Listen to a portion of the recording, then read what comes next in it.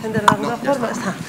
Buenas tardes a todos y bienvenidos a la Universidad Internacional Menéndez Pelayo, que tiene hoy la ocasión de dar la bienvenida, no ya la bienvenida, la rebienvenida, porque hemos disfrutado de un curso magistral de su mano la semana pasada, al profesor Han.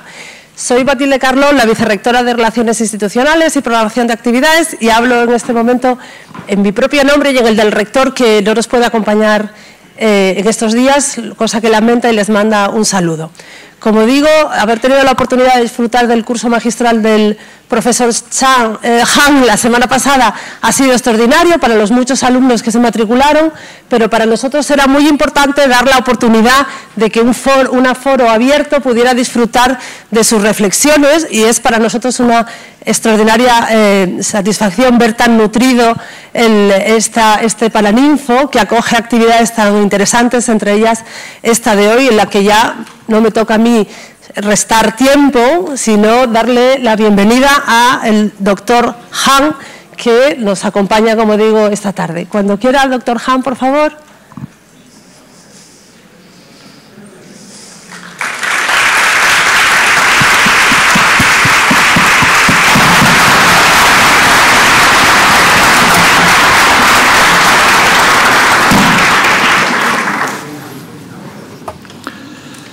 Meine Damen und Herren, señoras y señores, ich grüße Sie alle ganz herzlich. doy mi más cordial bienvenida. Guten Abend. Buenas tardes. Ich möchte mich nochmals herzlich bedanken für die Einladung nach Zalando. Ich habe den Aufenthalt in dieser schönen Stadt sehr genossen. Zu diesem Anlass, also vor 10 Jahren, genau vor 10 Jahren, ist das Buch in Spanien erschienen bei Herder Verlag. Zu diesem Anlass werde ich heute eine Foto halten. Un libro pero bueno, ahora voy a publicar un libro en el que se habla sobre la vida ociosa contemplativa, de lo que uno no se cansa. Pero bueno, hoy vamos a hablar sobre la vida ociosa contemplativa, es un problema, y es sobre lo que me voy a centrar en esta presentación de hoy. Hablamos en el libro La sociedad del cansancio. Entre tanto, ya se ha traducido a 40 lenguas, es decir, se lee en todo el mundo, lo que significa que todo el mundo tiene el mismo problema: el cansancio, la depresión, soledad. Y en mi libro La sociedad del cansancio también se abordan estas cuestiones, en caso de que no hayan tenido ocasión de leerlo. Y la sociedad del cansancio es una que hoy voy a hablar también sobre una sociedad ociosa contemplativa, que es la sociedad del futuro tal y como yo la imagino, en el caso de que optáramos y despertáramos a otra forma de vida. Por aquel entonces, cuando el libro se publicó en España, se refiere a la sociedad del cansancio, pensaba que quien leería el libro en un país donde se practica la siesta. ¿Y quién compraría un libro como este? Era lo que yo pensaba. Y bueno, la palabra siesta rima con fiesta, y por tanto pensé que la palabra cansancio sería una palabra ajena. En un país con siesta y fiesta nadie se interesaría por la sociedad del cansancio, porque pensé que no lo conocían. Ese era mi convencimiento, pero me he equivocado totalmente, y contrariamente a mis expectativas. El libro La sociedad del cansancio se lee sobre todo en España y en países de habla hispana, sobre todo en Latinoamérica, también en Brasil, en Italia. También se han vuelto muy populares mis libros en un país donde también se practica la siesta, y con frecuencia me he preguntado el por qué. ¿Por qué se lee mis libros en un país donde se practica la siesta? Y supuse que precisamente en los países del sur, donde se practica la siesta, había una especial reticencia contra la brutal explotación capitalista. Esa era mi suposición. Y bueno, el profundo enraiciamiento cultural de la siesta como momento ocioso se expresa en dichos como, por ejemplo, ningún Mesías puede imponerse contra la siesta, o cuando un cura está malhumorado es porque o no ha comido bien o no ha echado la siesta. Me gustaría recomendarles un libro que se titula El derecho a la pereza. El autor, curiosamente, es el yerno de Karl Marx. Y el yerno de Karl Marx era cubano, o sea, de un país hispanoparlante, y por tanto su lengua materna era el español. Y este autor se llamaba Paul Lafargue, un comunista de renombre, y mientras que su suegro glorificaba el trabajo, su yerno loaba la pereza. Es interesante. Y el libro, El derecho a la pereza, se concibió como refutación al libro El derecho al trabajo, publicado en 1848, y Lafargue utilizaba un lema de Lessing como prólogo, y cito: «Seamos perezosos en todo, pero no para el amor y el vino, pero no para la pereza». Y su libro comienza con las siguientes palabras: «Una extraña locura se ha apoderado de las clases obreras de los países en que reina la civilización capitalista. Esa locura es responsable de las miserias individuales y sociales que desde hace 2 siglos torturan a la triste humanidad. Y esta locura es el amor al trabajo, la pasión moribunda del trabajo, que llega hasta el agotamiento de las fuerzas vitales del individuo y de su prole, y en vez de reaccionar contra tal aberración mental, los curas, los economistas y los moralistas han sacrosantificado el trabajo».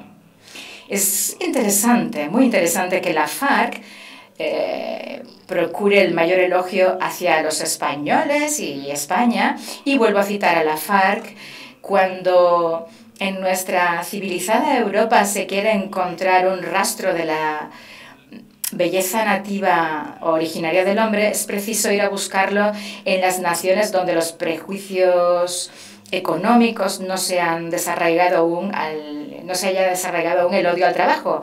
Y además Lafargue continúa diciendo: «España puede aún vanagloriarse de poseer menos fábricas que nosotros, prisiones y cuarteles, pero el artista goza al admirar el audaz andaluz, moreno como las castañas, derecho y flexible como una vara de acero».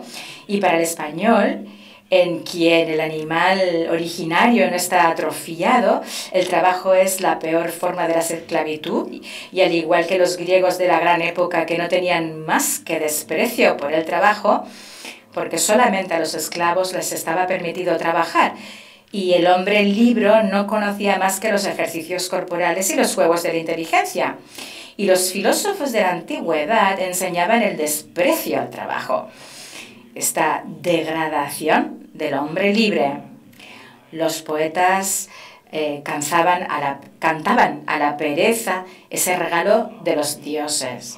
La teoría de Lafargue explica por qué gusta leer mis libros, sobre todo en países hispanoparlantes. Allí aún no se ha erradicado del todo el odio al trabajo. Mis libros defienden la belleza original del hombre, que fue arruinada por el capitalismo. El capitalismo ha dejado descalabrada, desarbolada a la humanidad. Al fin y al cabo, la siesta es el contradiseño católico del protestantismo del norte de Europa, orientado al trabajo y al esfuerzo, que hace que la gente se esclavice hasta la muerte, incluso lo alaba como temeroso de Dios.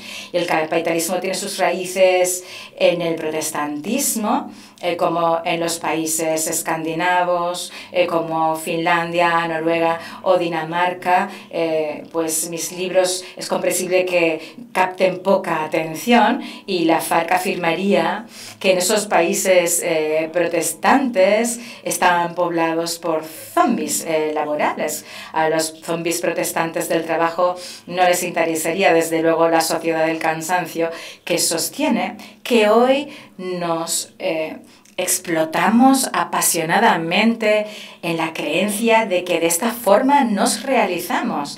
Franz Kafka ya vislumbró esta sociedad del rendimiento neoliberal en un aforismo en el que escribía Kafka: el animal arrebata el látigo al amo y se fustiga a sí mismo para convertirse en amo.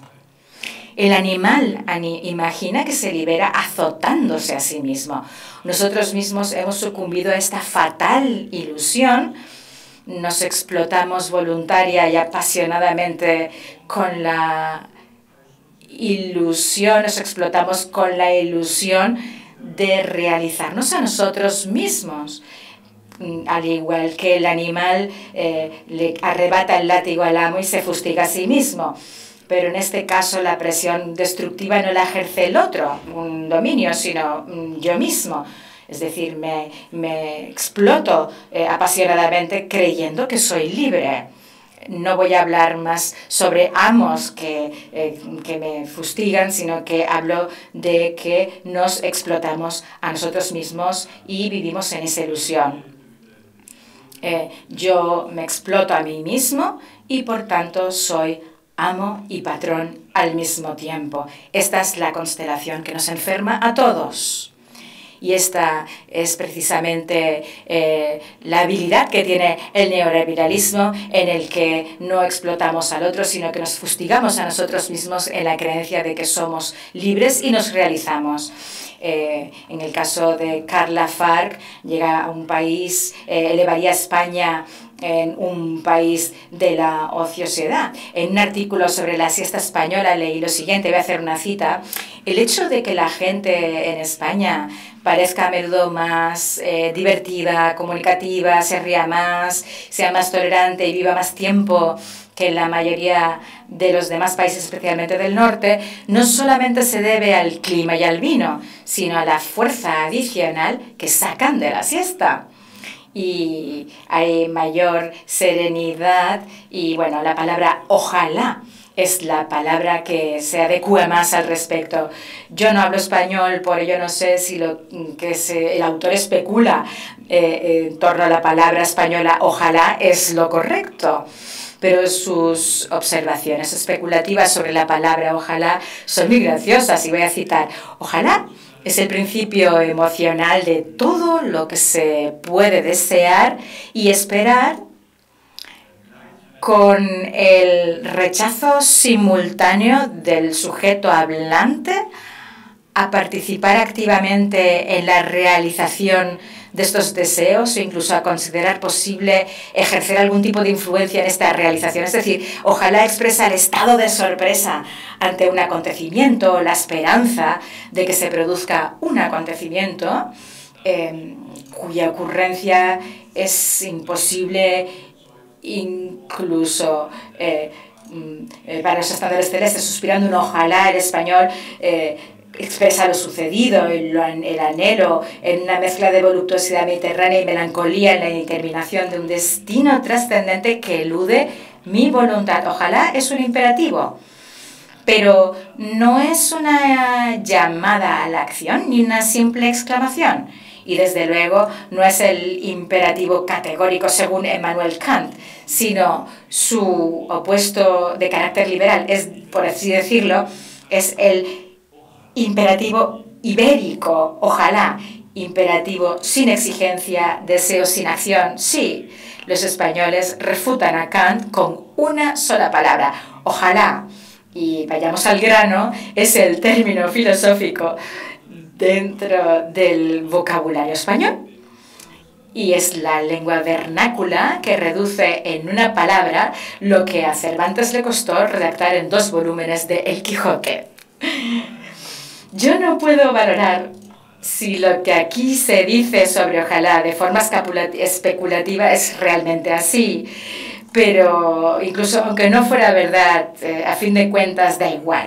Yo elevo la palabra Ojalá, este filósofo entre los vocablos españoles, a imperativo ibérico sobre la ociosidad obvia contemplativa. La palabra Ojalá, en cualquier caso, no es una expresión de acción, actividad o negocio. Ojalá más bien afirma aquello que sucede, ocurre o se abstiene de provocar algo con carácter voluntario. La presentación de hoy se titula Sobre la vida ociosa o contemplativa. Se sorprenderán y preguntarán que cómo un filósofo que ha trabajado en tantísimos títulos de manera incansable puede ser una paradoja que sea un filósofo incansable y que habla sobre la ociosidad o vida contemplativa, y cómo podemos, de alguna manera, acompasar ambas cosas. Y como leía en una prensa española, vi un artículo y me reí muchísimo en aquel momento, porque el autor de este artículo decía, ¿cómo es que Byung-Chul Han ha publicado tantos libros, ¿no? Pues bueno, como mínimo 2 libros aparecen anualmente en España, y el autor sospecha que este crítico de la autoexplotación se explota así sin piedad. De lo contrario, no podría escribir tantísimos artículos o libros, ¿no? Y esta crítica sobre la que me reí tantísimo se basa en una, suposición totalmente errónea, según no sabe, el escritor no sabe en qué consiste pensar, porque un verdadero filósofo puede escribir libros, pero no puede explotarse a sí mismo, porque el pensador o el pensar es una actividad contemplativa, es un receptor, el pensador es un receptor de pensamientos. Yo apunto los pensamientos que me van llegando. Soy el receptor, o el pensador como receptor de pensamientos no puede explotarse a sí mismo.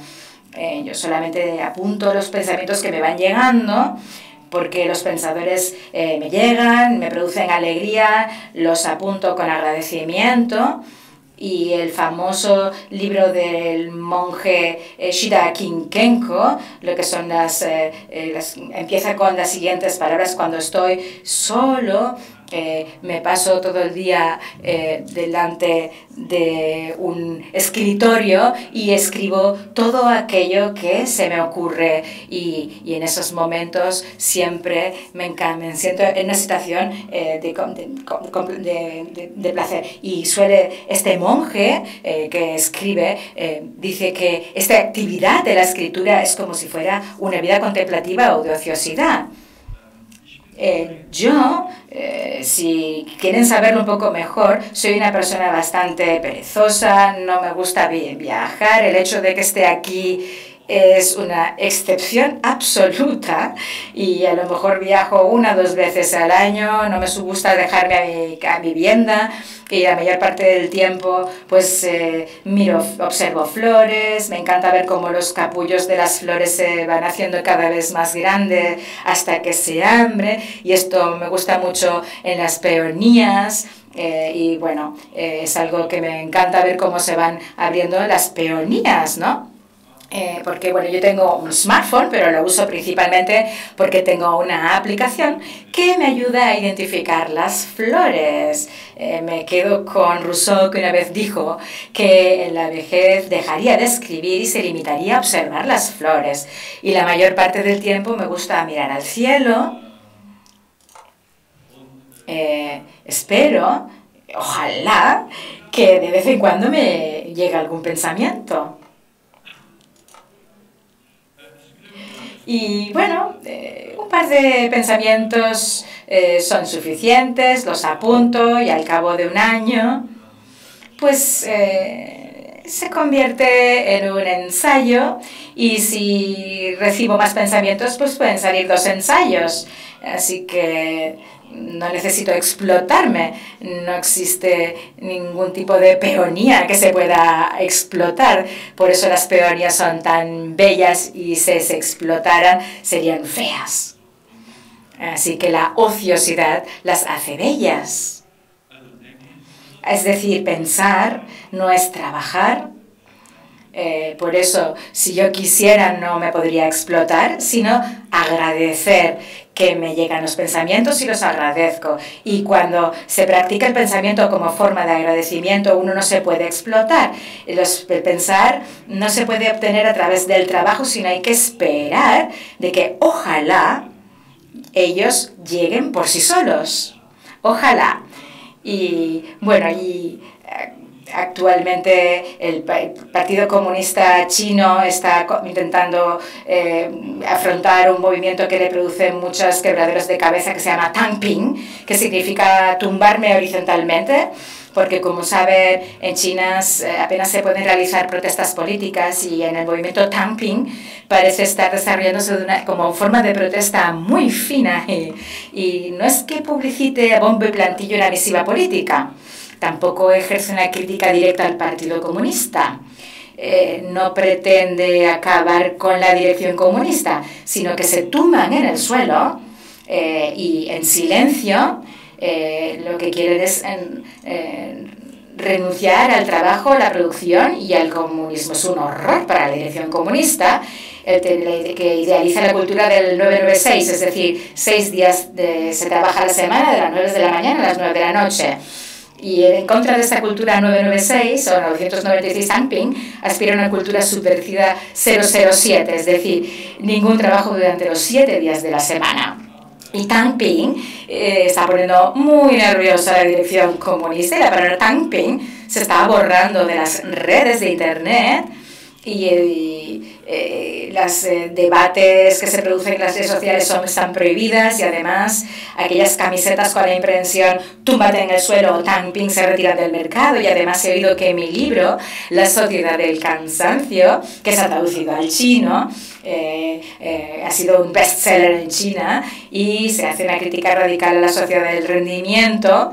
Y este libro de la sociedad del cansancio circula entre los seguidores del movimiento Tangping. Tangping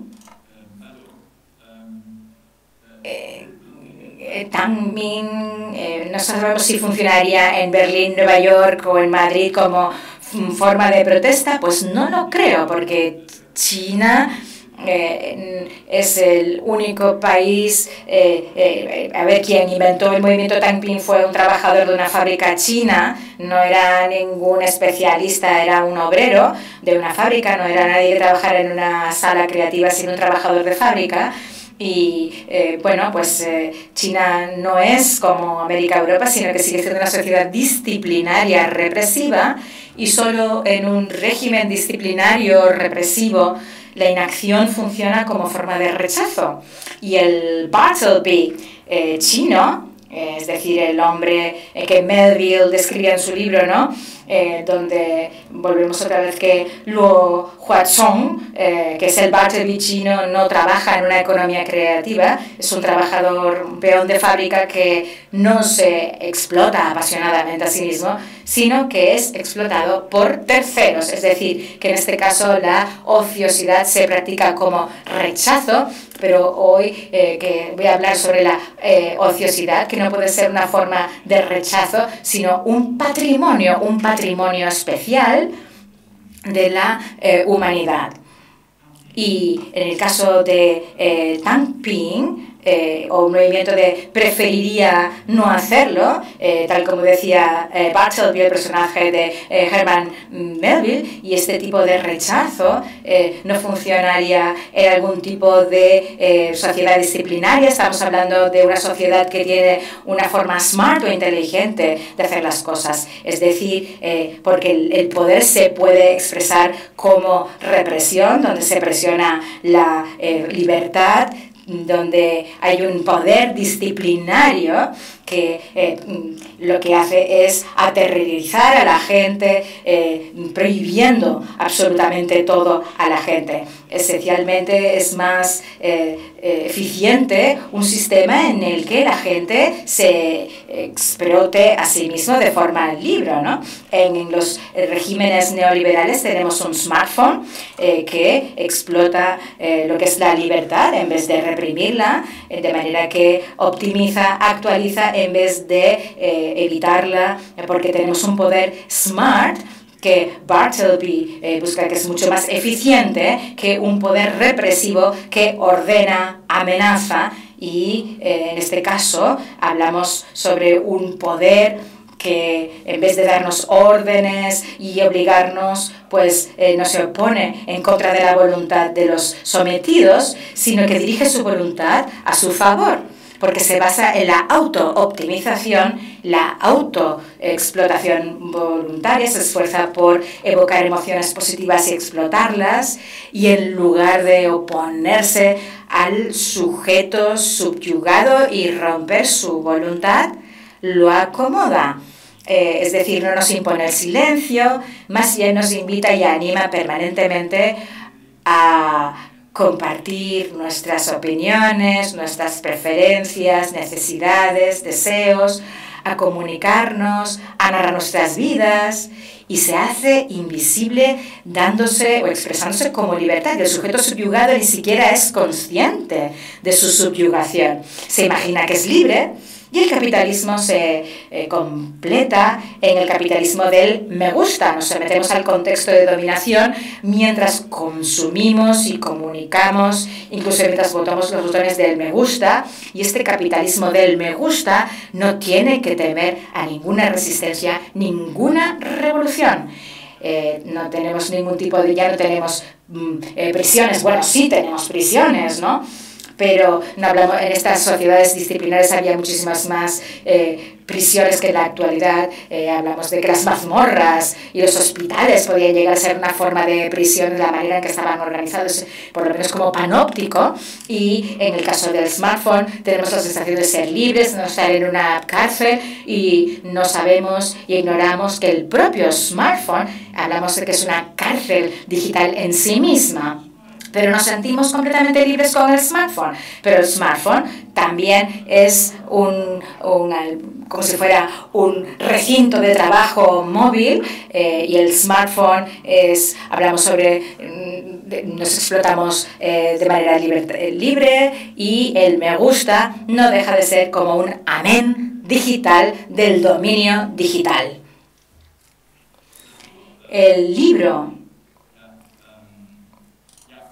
Sí,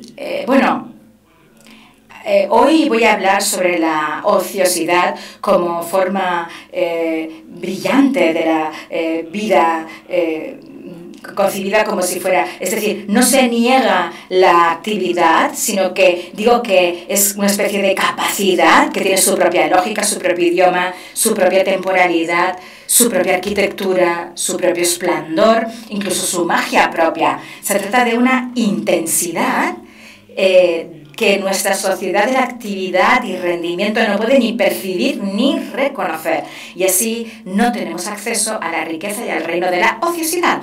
Estoy convencido de que el absolutismo moderno de la actividad hace desaparecer cualquier forma de ociosidad que aporte un brillo a la existencia humana, y en nuestra sociedad de la actividad y del rendimiento se entumece la ociosidad a una mera forma vacía, carente de actividad. Es decir, negar la actividad es un déficit que hay que remediar rápidamente, y la ociosidad solo es concebible en el contexto capitalista de la dominación como algo exterior, cerrado a lo que llamamos pseudo-ociosidad, a la que llamamos libertad o tiempos libres. Es decir, nos recuperamos del trabajo y esta libertad queda sometida al imperativo laboral como derivado del trabajo y constituye un elemento funcional dentro de la producción. y así se hace desaparecer el tiempo libre como si fuera lo opuesto al trabajo. Ya no conocemos ese tiempo sagrado y festivo del descanso, es decir, el tiempo festivo que vincula la intensidad de la vida y la contemplación. En el tiempo libre faltan tanto la intensidad de la vida como la contemplación. Es un tiempo que matamos para evitar el aburrimiento. No es un verdadero tiempo libre, sino un tiempo muerto. Hoy en día vivir intensamente significa sobre todo mayor rendimiento o consumo, y hemos olvidado que precisamente la ociosidad, que no produce nada, representa una forma de intensidad y de brillo vital. La obligación a trabajar y de rendir tiene que ser contrarrestada por una política de inactividad capaz de producir un tiempo verdaderamente libre. La ociosidad, lo humano está formado por la ociosidad, es como el fermento de un cultivo. Allí donde domina el esquema de la acción, reacción, necesidad, satisfacción, problema, solución, objetivo y acción, la vida se atrofia y se convierte en supervivencia. La vida solo adquiere su glamour a partir de la inactividad. Y si perdemos la ociosidad como facultad, nos pareceremos a máquinas que solo tienen que funcionar de maravilla, porque la verdadera vida se despliega en el momento en el que paramos la preocupación por la supervivencia y la necesidad por la pura vida. El objetivo último de los esfuerzos humanos es la ociosidad. Y esa tajante separación entre la actividad e inactividad es una abstracción inadmisible, porque la inactividad o ociosidad aumenta la actividad. Es precisamente la cuota de ociosidad durante la acción la que la hace genuinamente humana. Sin ningún momento de vacilación, la acción desciende a la mera acción o reacción. Solo el silencio nos permite decir algo inaudito.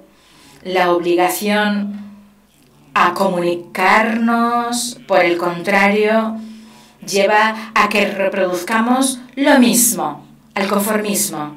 Cito, ¿vale? Voy a citar a Deleuze. Hoy la dificultad ya no es que no podamos expresar libremente nuestra opinión, sino alcanzar espacios libres de soledad y silencio donde encontramos algo que decir. Las fuerzas represivas ya no nos impiden expresar nuestra opinión, al contrario, hasta nos obligan a ello. ¿Qué tipo de liberación es cuando no tenemos que decir algo y podemos callar? Porque solo entonces tenemos la posibilidad de alcanzar algo cada vez más escaso, algo que tiene verdaderamente valor. Y así finaliza la cita y en consecuencia lo mismo continúa bajo la compulsión de la actividad. Ese conformismo, en primer lugar, esos momentos de ociosidad nos dan la oportunidad de crear algo cada vez más raro, algo que realmente merece ser hecho. La ociosidad o la vida contemplativa es, por tanto, el umbral de un acto inaudito. Es decir, la ociosidad es, por decirlo de alguna manera, la célula de la revolución, porque actuamos, reaccionamos, no existe ninguna posibilidad para llevar a cabo una revolución. La revolución comienza con el silencio, con la ociosidad, con la vida contemplativa. La obligación a la actividad, la aceleración de la vida, demuestra ser un medio de dominación muy eficiente, y si hoy parece que ya no es posible ninguna revolución, quizás sea porque no tenemos tiempo para pensar, y sin tiempo, sin respirar hondo, se replica más de lo mismo y muere el espíritu libre. Y cito a Nietzsche: al faltar el tiempo para pensar y la calma del pensamiento, ya no consideramos puntos de vista divergentes. Uno se conforma con odiarlos. Es decir, si represento una opinión distinta, la gente me va a decir: avergüénzate de lo que dices. Y ante la monstruosa aceleración de la vida, la mente y el ojo se acostumbran a ver y juzgar a medias o en falso, y todo el mundo se parece a los viajeros que conocen el país y a la gente desde un ferrocarril. Una actitud independiente y cautelosa ante el conocimiento se considera casi como una especie de locura. Y el espíritu libre está desacreditado si tenemos una opinión divergente, porque nos dirán: avergüénzate de lo que dices. La acción, un espíritu libre, nos ofrece la calma y la vida contemplativa, y la acción es efectivamente constitutiva de la historia, pero no es una fuerza que genere cultura. Hablamos de que no es la fiesta, no es el arma, sino el ornamento. La historia y la cultura no coinciden. No se trata de caminos directos a la meta, sino de digresiones, desviaciones y desvíos lo que conforman la cultura. La esencia de la cultura es lo ornamental. Está fuera de la funcionalidad y utilidad, y con la parte ornamental que se aparta o se emancipa de cualquier objetivo y utilidad, la vida insiste en que significa mucho más que la mera supervivencia, más que funcionar. La vida se vuelve esplendorosa en esa decoración absoluta que en realidad no adorna nada. Y es en la ociosidad o vida contemplativa cuando nos percatamos del suelo sobre el que estamos de pie o de la estancia en la que nos encontramos. La vida entra en modo contemplativo y permite que nos aburramos incluso, y vamos a ser más conscientes de lo que es el ser. Y hoy no puedo presentarles el detalle de toda mi arqueología sobre la vida contemplativa u ociosidad, pero por ejemplo muestro que el idioma o la lengua también tiene una dimensión contemplativa. La obligación productiva y activa a la que hoy estamos sometidos también afecta a los idiomas, haciéndolos trabajar. Hacemos que nosotros hacemos la lengua como algo funcional, la convertimos en un medio de información y la reducimos a un medio de comunicación, y de esta forma atrofiamos al idioma como mero portador de idioma. Sin embargo, en el idioma existe algo que tiene que ver con la ociosidad, porque en la poesía el idioma entra en modo contemplativo. La poesía suprime el lenguaje como mero medio de comunicación y de información. Con la poesía, el idioma entra en modo contemplativo, y es en el modo contemplativo en el que las lenguas o los idiomas se abren a nuevas posibilidades expresivas. Hoy en día apenas leímos poesía, hasta la odiamos. Y precisamente en la era de la información nos aportamos de la poesía como forma contemplativa, y sin contemplación no nace ninguna lengua nueva. Y la ociosidad también sería como si fuera una matrona que ayuda a hacer algo nuevo. Pero como decía, hoy no puedo presentarles en detalle mi arqueología sobre la ociosidad. Hoy solamente puedo hablarles sobre el marco en el que esta presentación sobre la ociosidad se integra. Es decir, esta presentación sobre la ociosidad está concebida como contrapropuesta decidida a la obra principal de Hannah Arendt, Vida Activa o sobre la vida activa, que idealiza la actividad y la acción elevándolo a lo mesiánico. Al pathos de Arendt sobre la acción, yo contrapongo la pasión por la ociosidad. Y frente a la filosofía de la acción de Arendt, plantea una filosofía sobre la ociosidad. Arendt es una filósofa judía, pero en su pensamiento, alentado por la pasión de la acción, se carece totalmente de esa dimensión sabática del sábat y de la calma del sábat. En la creencia judía existen dos conceptos santos, Dios y sábat. Dios es sábat para un judío devoto. Toda la vida consiste en anhelar el sábat. El sábat significa redención, y en el sábat la persona es inmortal. El tiempo deja de pasar. El sábat es un palacio del tiempo que redime a las personas del mundo transitorio a ese mundo venidero. Digamos que el descanso es sinónimo del mundo que viene. Menuja en hebreo, ¿no? La palabra descansa. El significado profundo del sábado es que la historia se suspende en una inactividad dichosa. Y la creación del hombre no es el último acto de creación, solo el descanso del sábado completa la creación. Por eso, el comentador Rashi escribe en su comentario sobre el Génesis, y cito, ¿qué le faltaba aún al mundo? El descanso. Con el sábado llegó el descanso y con él se culminó y completó. Y con el descanso se culminó y terminó la obra de la creación. El descanso sabático no sigue simplemente al trabajo de la creación, más bien el descanso del sábado culmina la creación. El mundo se creó durante 6 días, por así decirlo, es como la cámara nupcial, pero con el sábado es como que llega la novia a esa cámara nupcial, y la fiesta del sábado es como una boda, un tiempo que se detiene, y el sábado no es únicamente un día de descanso según el acto de creación, en el que Dios, a la vez que se recupera del trabajo arduo, es la esencia hablamos de que el descanso es más bien la esencia de la creación.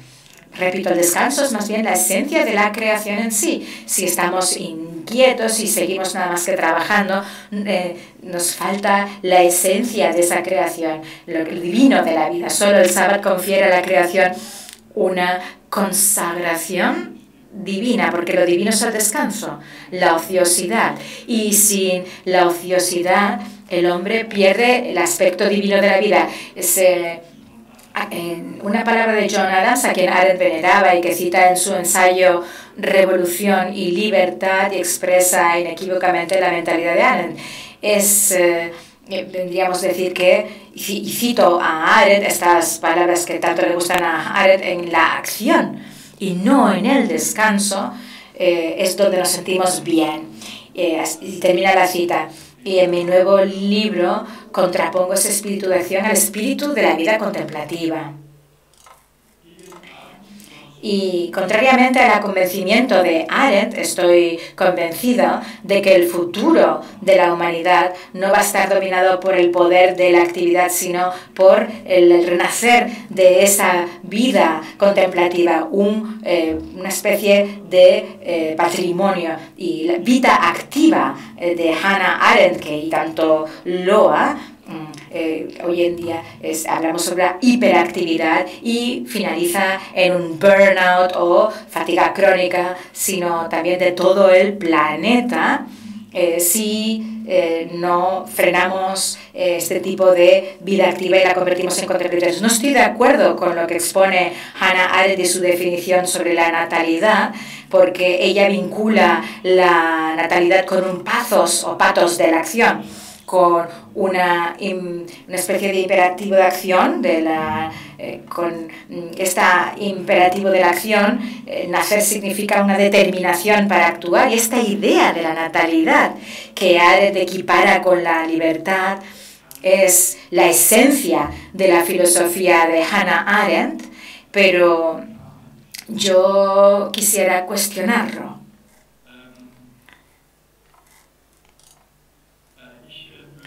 Yo quisiera, o por lo menos pretendo plantear una contrapropuesta a la vida activa de Hannah Arendt, o una contrapropuesta a su loa de la actividad.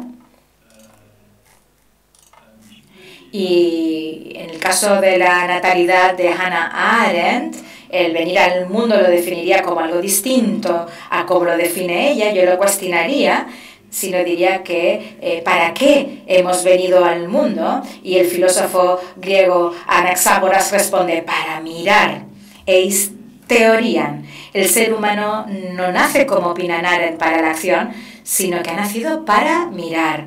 Aunque Arendt sea una pensadora judía, en su pensamiento falta cualquier dimensión sabática. Según Arendt, la creación no se culmina con el sábado, sino con la libertad del nuevo comienzo. Y no es divino el descanso del sábado, sino la libertad como principio del comienzo. La libertad significa que el ser humano tiene la capacidad de comenzar nuevamente. Y yo también contrapondría esta idea de la libertad como un concepto totalmente distinto de la libertad. Ya lo he expresado en mis anteriores publicaciones, la palabra libre significaba originalmente, por lo menos en la lengua germánica, la palabra free o frei significa estar entre amigos. Así que tanto libertad, es decir, significa que libertad, la palabra libertad y la palabra amigo proceden de la raíz indogermánica free, que significa amar. Por tanto, la libertad es amistad. La libertad como pertenencia o apego hace justicia a la idea original de la libertad, mientras que la palabra sumeria para designar la libertad se expresa como amargi. Es el primer término que se conserva para designar la libertad en cualquier lengua conocida. Y esa palabra para designar la libertad significa volver a la madre. Por lo tanto, la libertad significa volver a la madre, en última instancia, volver a la dichosa ociosidad, porque ningún niño actúa en el útero. Hannah Arendt evoca la divinidad del nacimiento como la divinidad de la acción humana, que consiste en traer algo nuevo al mundo. Sería lo contrario al hype, en Alemania por lo menos, estaría en su idea de libertad basada en el énfasis de nuevo comienzo. En el caso de Arendt, no hay lugar para ese parón contemplativo. Para ella, la inactividad solo sería un déficit, una carencia que hay que remediar inmediatamente. Hoy el patos de Arendt sobre lo nuevo no cumple ninguna función crítica, porque el énfasis de lo nuevo ya no domina la sociedad actual. Es lo nuevo lo que tiene que posibilitar una vida intensa. Desconfiamos de lo viejo, de lo que se repite. E incluso las denominadas startups evocan creatividad, innovación, evocan lo nuevo. El énfasis de Arendt sobre lo nuevo y sobre el nuevo comienzo se ajusta claramente al espíritu temporal neoliberal actual. Arendt concibe el siglo XX como la época de la acción, y también nuestra relación con la naturaleza no es de contemplación con asombro, sino que está meramente determinada por la acción. El ser humano actúa más allá de lo interpersonal en la naturaleza, sometiéndolo por completo a su voluntad, y al hacerlo desencadena procesos que no se producirían sin su intervención y que conducen a una pérdida total del control. El antropoceno es precisamente el resultado del sometimiento total de la naturaleza a la actividad humana. La naturaleza pierde toda independencia y dignidad. Se reduce a ser un elemento, un componente más de la historia humana. Y la regularidad de la naturaleza queda así sometida a la arbitrariedad humana, a la imprevisibilidad de la acción humana, porque hacemos la historia mientras actuamos, y ahora hacemos a la naturaleza disolviéndola por completo en las relaciones que la acción humana produce. El antropoceno marca precisamente el momento histórico en el que la naturaleza es completamente absorbida y explotada por la acción humana. En la obra Vita Activa, Arendt presenta la acción humana, sobre todo en su dimensión y dignidad. La acción, en el sentido enfático, hace avanzar la historia. Solo la peligrosidad de la acción humana, según Arendt, en la que el ser humano no puede prever sus consecuencias. Incluso más tarde, nunca consideró que la propia absolutización de la acción humana pudiera ser la responsable de las catástrofes que ya se anunciaban inequívocamente en su época. Acción o actuar es el verbo de la historia. El ángel de la historia de Walter Benjamin se enfrenta a las catastróficas consecuencias de la acción humana, y frente a él hay un montón de escombros de la historia que se eleva hacia el cielo, pero no puede eliminar este montón de escombros de la historia, porque la tormenta del futuro, que se llama progreso, lo arrastra. Sus ojos abiertos y su boca abierta reflejan su impotencia. Y es precisamente el patos de la acción lo que hace que ese montón de escombros se eleve al cielo, y por eso pensamos que consiste en progreso. Según Hannah Arendt, y el patos de la acción no puede evitar que la historia humana en realidad represente una continuidad del apocalipsis. Y ahora entramos en una consecuencia acelerada de este tipo de hechos apocalípticos, y con la ociosidad quiero decir, a fin de cuentas, que tenemos que volver a aprender esa facultad de no actuar, porque es necesaria una acción que interiorice la vida contemplativa. En El ángel de la historia de Walter Benjamin me gustaría contraponer un ángel, porque el ángel de la ociosidad o un genio de la contemplación tendría la capacidad de frenar la acción humana que conduce inevitablemente a lo apocalíptico. Claro, porque actuar es absolutamente necesario para poder eliminar la propia actividad humana, pero el accionismo en sí mismo no es suficiente como para poder cambiar la crisis climática que tenemos. Necesitamos una relación totalmente cambiada con la naturaleza. No podemos seguir viéndola como un recurso de cara a la catástrofe tan grande que tenemos.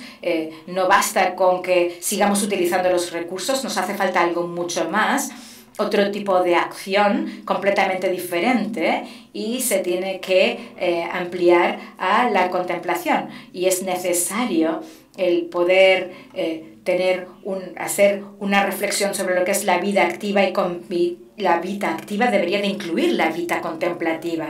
De lo contrario, nos dirigimos a un desastre. Y ante las catástrofes naturales que ya se vislumbraban en su época, la propia Arendt subrayaba la necesidad de una reflexión cuyo resultado final, quizás todavía en un futuro lejano, sería una filosofía de la política conforme a nuestro tiempo y experiencia. Y cierro la cita. ¿Qué tipo de política debería de ser esta? La filosofía política del futuro. Creo que la reconciliación entre el hombre y la naturaleza será el fin último de una política sobre la inacción. Porque la futura sociedad debería ser una república de los vivos, en la que el hombre ya no es un conciudadano, y en esta república de los vivos pertenecen también las plantas, las piedras, las montañas, las nubes. Todos tienen vida y todos pertenecen a esa república de los vivos. Y deberíamos cambiar radicalmente nuestra conducta hacia la naturaleza y cambiarla. Y si de verdad queremos combatir las crisis climáticas de forma eficaz, necesitamos, no basta con utilizar los recursos de forma responsable, necesitamos una relación completamente distinta con la naturaleza y concebir de otra forma lo que tiene vida y protegerlo. Ustedes piensen, por ejemplo, estoy pensando en Cézanne, que siempre lo cito, piensen en la serie de cuadros de Cézanne, Los bañistas, y los bañistas son los que se dedican a la vida ociosa contemplativa. Representa la utopía de la ociosidad y se funden en ella se funden en el esplendor del hombre y la naturaleza, se reconcilian y ellos se funden entre sí. Los bañistas muestra un mundo en un estado de redención. si se elimina todo elemento contemplativo de la vida termina en una hiperactividad mortal. Entonces el ser humano se ahogaría en su propia actividad. Es decir, es necesaria una política de la ociosidad porque solo la vida contemplativa abre un espacio para la actividad. Y quizás el propio espíritu debe su aparición a esa respiración lenta y sería posible una reinterpretación del pneuma, que significa aliento y espíritu. El que está sin aliento está sin espíritu. Y Nietzsche ya advirtió que precisamente por esa falta de descanso nuestra civilización se está dirigiendo a una nueva barbarie. En ningún momento los activos, es decir, los inquietos, habrían tenido más peso y hoy en día nos parecemos cada vez más a esas personas activas que ruedan como un canto de río arrastrados por la estupidez de lo mecánico y por lo tanto una de las correcciones necesarias respecto al carácter de la humanidad consistiría en reforzar en gran medida el elemento contemplativo. La historia de la humanidad se completa, y estoy completamente convencido, en el momento en el que la acción se suspende y queda en una mirada, es decir, en el sábado de la ociosidad. La visión de un ser humano que esté profundamente absorto ante una obra de arte mueve al filósofo George Santayana, casi dijo Santander, perdón, George Santayana. Hablamos de la suposición decididamente filosófica de que todos los esfuerzos de la humanidad pretenden coronarse en el mirar, en la ociosidad de mirar de forma contemplativa. Y visto así, la ociosidad es el fin último de la humanidad. La ociosidad acaba con la historia. Según George Santayana, fue uno de los representantes más influyentes de la filosofía estadounidense del siglo XX, es muy conocido y por su parte esboza una filosofía sobre la vida contemplativa. Y curiosamente, George Santayana era español. Es español. Sí, nació en España y siguió siendo ciudadano español durante toda su vida. Nació en Madrid y falleció en Roma. Estoy encantado de hablar hoy en Santander, en España, sobre Santayana. Santayana es un filósofo que necesita ser redescubierto, especialmente en España. La época festiva es el momento donde se produce mayor visibilidad. Es decir, el sentimiento festivo es como un sentimiento elevado del ser. Las fiestas iluminan el mundo, creando sentido y orientación. La época festiva, en la que celebramos de manera festiva las estancias decoradas, hablamos de un tiempo que no pasa, porque la fiesta hace surgir una especie de atemporalidad en la que se remedia toda carencia del ser, y este tipo de absolutización del trabajo y el rendimiento desmantela el ser como ser que coexiste. El consumo nos hace sentirnos solos porque no surge ningún tipo de comunidad, y por el contrario, hoy la fiesta se ha convertido también en una fiesta, y contrariamente las fiestas hacen que se crea comunidad porque unen a las personas. Ese sentimiento de comunidad es un sentimiento en torno a nosotros. La fiesta es una unión y representa la unión y la comunidad. Y con la contemplación feliz, o sea, la contemplación feliz era la principal relación del hombre con el mundo y seguía teniendo una relación con lo divino sin defectos. Y la palabra griega teoría, que significa mirar, se refiere originalmente a las delegaciones de fiestas que iban que venían de un lugar lugano para asistir a una fiesta de dioses. Teoros significa el enviado de la fiesta. Los teoroi son entusiastas espectadores de los dioses. Una contemplación festiva convierte al espectador en teoros. Y por tanto los filósofos también son theoroi, ya que se preocupan por el conocimiento de lo divino. Los theoroi no solo designa a los espectadores, sino a los mensajeros que van hacia los dioses. En general, así se llamaba a aquellos que guardaban los secretos divinos o cuidaban de los aspectos divinos. Y cuando Aristóteles eleva el bioteoretikos, la vida contemplativa, el estatus de actividad divina, y localiza en ella la dicha perfecta, sin duda tiene en mente la visión divina cultural de la teoría. La teoría como teoría no es el resultado de una actividad, de un esfuerzo intelectual, significa la visión de las cosas divinas. El teórico, como pensador, es decir, el pensador como teoros, quien mira a Dios y por tanto no se explota a sí mismo.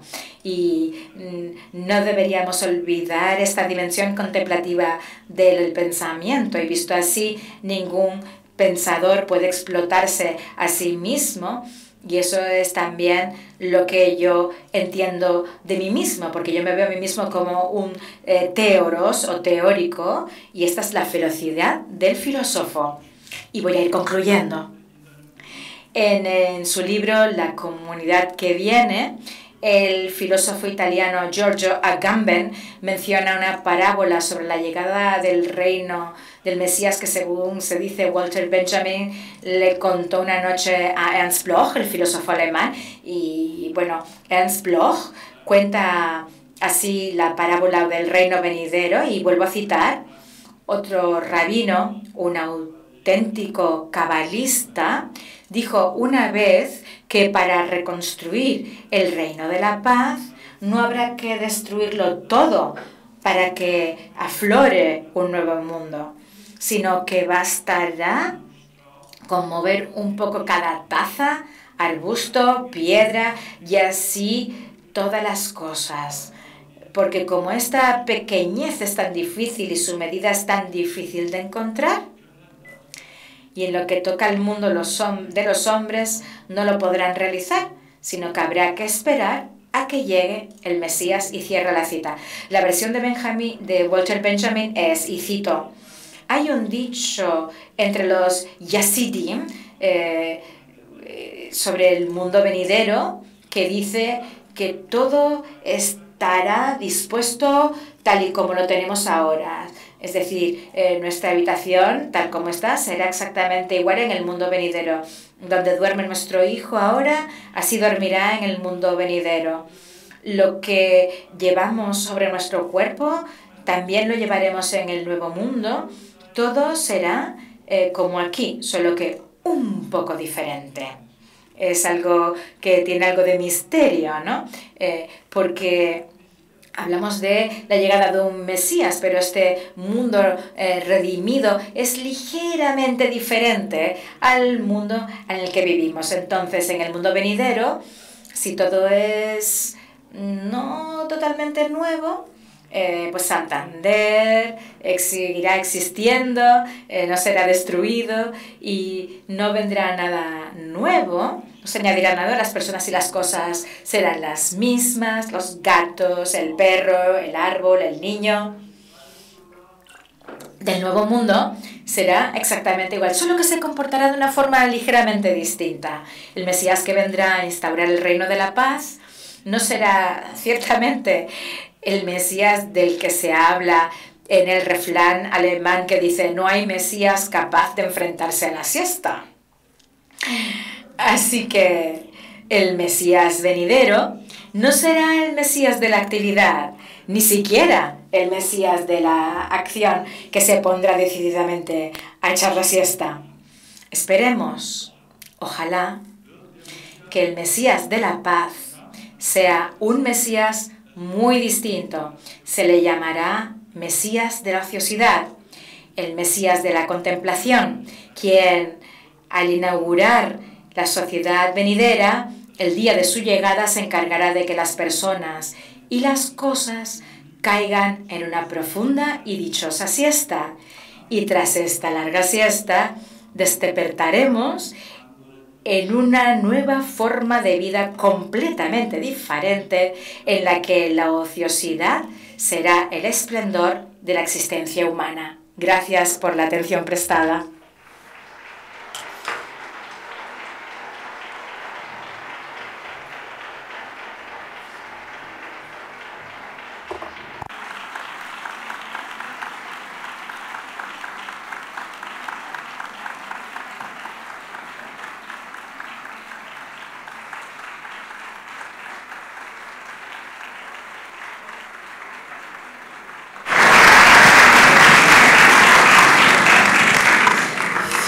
Vielen Dank, Profesor Hahn. Ahora les voy a invitar a que abandonen la sala porque va a haber una rueda de prensa y ya se quedará solo la prensa con el profesor Hahn. Les agradecemos muchísimo su presencia y saben que tienen otras actividades culturales que estaremos encantados de que nos acompañen en ellas. Muchas gracias a todos.